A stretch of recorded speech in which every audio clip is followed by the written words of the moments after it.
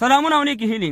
افغانانو ورونو د پاکستان د بهرنیو چارو پخواني وزیر خواجه چې یو پنجابی دی او د امریکایانو د هندوانو نسل دی، دا تاسو ته معلومات دی. نو هغې د افغانستان او د طالبانو ترمنځ چې کوم چې د سولې خبرې دي یو ټویټ یې کړی او په هغه ټویټ کې بیا د ملا صاحب برادر او د خپل پلار نیکه چې د امریکې وزیر خارجه دی پلار دی او نیکه دی، نو دا یې سره لیکلي دي چې تاسې سره طاقت او موږ سره خدای و. یعنې دا معنا ورکوي چې یعنې دغه جهاد دغه کوم چې طالبانو قرباني ورکړه، دا کوم جنګ چې وکړو دا موږ سره الله طاقت او موږ هغه ته شکست ورکړو امریکایانو ته. او دا هغه خواجه چې دلته بیا دغه قسم ما لګولی د هندوانو نسل، نو دا هغه خواجه دی چې د پاکستان په نشنل اسمبلی کې تاسې سرچ کوئ، دی وایي چې د افغانستان جهاد چې و جعلي جهاد و او دا میډم امریکن جهاد و. خو زمونږ خو تاسې ته معلومات دي د مجاهد لیډرانو کې خو دومره نرخوټی نشته بیا د بي د ماپې چې داسې جواب وله ورکړي چې یاره هغې خو دا وایي چې پاکستان ډېر نسخان کړی، افغانستان تباه افغانستان شو، دی وایي نسخان پاکستان کړی، پاکستان یې ټمبم او موټروی جوړې کړي، دی اوس هم د پاکستان په خلاف بیان نشي ورکولی. خو پرېږده خپل خدای دې وکړي چې طالبانو کې دغه شان یو پیدا شو د دې جواب ورکړي. زه دا ویډیو په اردو کې هم کولی شم، خو یو خو زمونږ پښتانه ډېر په اردو باندې نه پوهېږي، او که په اردو کې وکړم که په پښتو کې وکړم نو دومره بې غیرت خانان دي چې ورور هغه دلته کېنولي بیا د بي د ماپې تا ته غپېږي کنځلې منځلې دلته کوي. نو بس دا پښتو کې صحیح ده، او دې بې غیرت خانان خو په خپلو خویندو میندو غیرت نه کوي، نو په موږ باندې بیا څه وکړي. هغه بیا د بي د ماپې دغه پنجابیان په دې ټیزونو باندې ډېر مشهور دي، زه ټول قام نه ښیم خو دا شی پکې مشهور دی. نو که د پنجابي ټیزم واچوي دغه بې غیرت خان په اوچته کې وایي دا ما اچولې، که چې د پنجابي چېرته د جامې ویسي پرتوکې ویستو او لنګې بېرته واچو دا بې غیرت خان یې ورسره سم اچوي، ځکه تېره خو هر څه ایمان تللی دی. اول دی وایي چې موږ سره خدای و. تاسې اول دا فکر وکئ چې خدای هم دې سره دی، پیغمبر هم دې سره دی. روزانه وروره په پاکستان کې پیغمبر هم خلکو له خوب کې ورځي، قائد اعظم هم وروره خلکو له په خوب کې ورځي چې پیغمبر علیه السلام یې خوب کې لیدلی. دا ټولې قصې روانې دي. زه خو وایم چې دې سره خدای نه، د پاکستان د مصنوعي ریاست سره د پنجابي ریاست سره شیطان دی، د مسلمانانو دشمن ریاست سره د پښتانو دشمن ریاست سره دې سره شیطان دی. ځکه ورسره شیطان دی چې دې سره هغه وخت کې دې سره څنګه خدای کېدی شي چې په 1915 کې چې افغانستان کې یو صحیح د داود خان حکومت و د هغې په خلاف باندې د جهاد اعلان وکړو.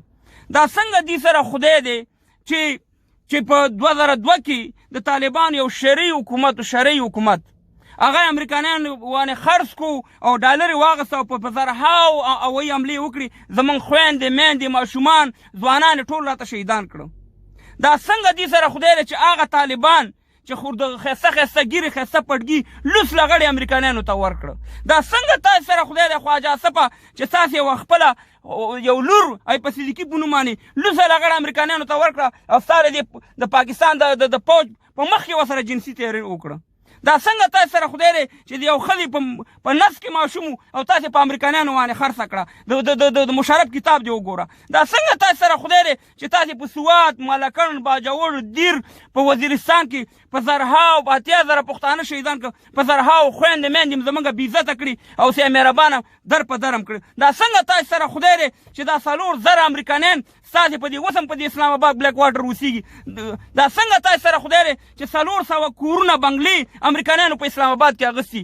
دا څنګه تاسې سره خدای دی چې ستاسې په دې وطن کې روزانه یو سړی راپاڅېږي د پیغمبرۍ دعوه کوي. دا څنګه تاسې سره خدای دی چې ستاسې په دې پاکستان کې په مدرسو کې بمباریانې کې قاریان صاحبان شهیدانېږي، قرآنونه سوځول کېږي.